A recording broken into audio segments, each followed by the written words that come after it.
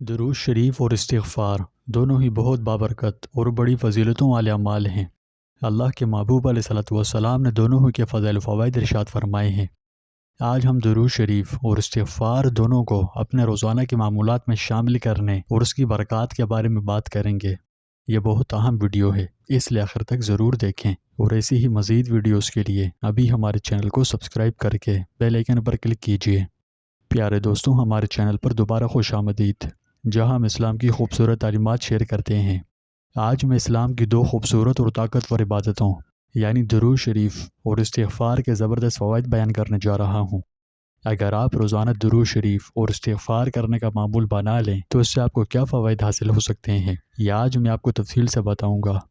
اللہ سبحانہ و تعالیٰ بہت مہربان اور رحیم ہے، اس کی رحمت کی کوئی حد نہیں، وہ اپنے بندوں پر بڑا مہربان ہے، اپنے بندوں کو دنیا و آخرت دونوں جہانوں میں کامیاب دیکھنا چاہتا ہے۔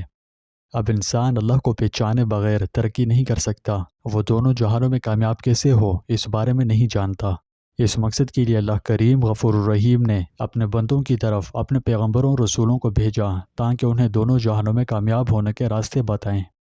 اس سلسلے کی سب سے آخری کڑی حضرت محمد رسول اللہ صلی اللہ علیہ وسلم ہے۔ اللہ نے آپ کو خاتم النبیین بنایا، آپ پر نبوت کا سلسلہ ختم ہو گیا۔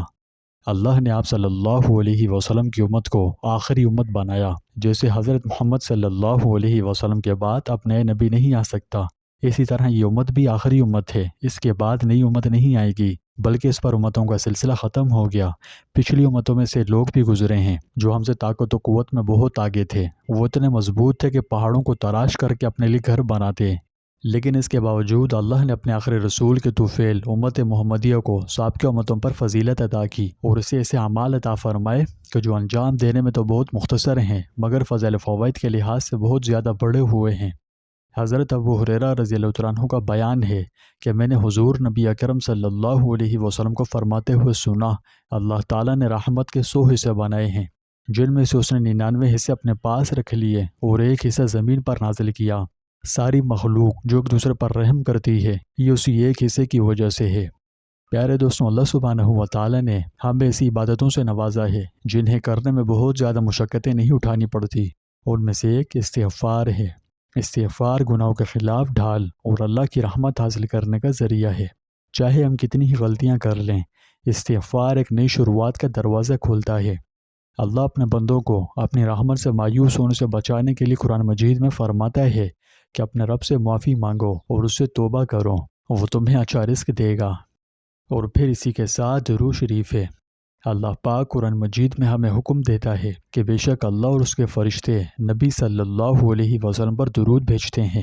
یہ ایمان والوں، تم بھی آپ صلی اللہ علیہ وسلم پر خوب درود و سلام بھیجو۔ حضرت امام حسن بصری رحمۃ اللہ علیہ ایک مرتبہ اپنی مجلس میں تشریف فرما تھے، ایک شخص آیا اور آپ سے خشک سالی کی شکایت کی۔ آپ نے اس شخص کو استغفار کی تلقین کی۔ کچھ دیر بعد دوسرا شخص آیا، اس نے امام صاحب سے بے اولادی کی شکایت کی۔ آپ نے اس کو استغفار کی تلقین کی۔ کچھ دیر بعد ایک اور شخص آیا، اس نے امام صاحب سے فقر و فاقے اور تنگ دستی کی شکایت کی۔ حضرت حسن بصری نے اس کو بھی استغفار کی تلقین کی۔ حاضرین مجلس میں سے کسی نے امام صاحب سے اظہار تعجب کیا کہ 3 مختلف اشخاص نے مختلف مسائل بیان کیے اور آپ نے ایک ہی حل بتلایا۔ امام حسن بصری نے فرمایا، کیا تم نے قرآن پاک کی آیت نہیں پڑھی؟ چنانچہ پھر آپ نے سورہ نوح کی آیت 10 تا 12 تلاوت فرمائی۔ ان آیات میں بیان کیے گئے فضائل پر غور کرنے سے معلوم ہوتا ہے کہ استغفار میں دنیا اور آخرت کے بڑے مسائل کا حل ہے، جبکہ درود شریف نبی کریم صلی اللہ علیہ وسلم سے اپنی محبت کے اظہار کا عمل ہے۔ یہ دونوں اعمال ہماری زندگیوں میں بہت اہمیت رکھتے ہیں۔ آئیے میں آپ کو ایک خوبصورت مثال کے ساتھ اس کی اہمیت سمجھاؤں۔ مان لیجئے کہ ایک کسان ہے جو اپنی زمین کی دیکھ بھال کر رہا ہے۔ آپ جانتے ہیں کہ اسے اپنی فصل اگانے کے لیے پانی اور سورج کی روشنی دونوں کی ضرورت ہوتی ہے نا؟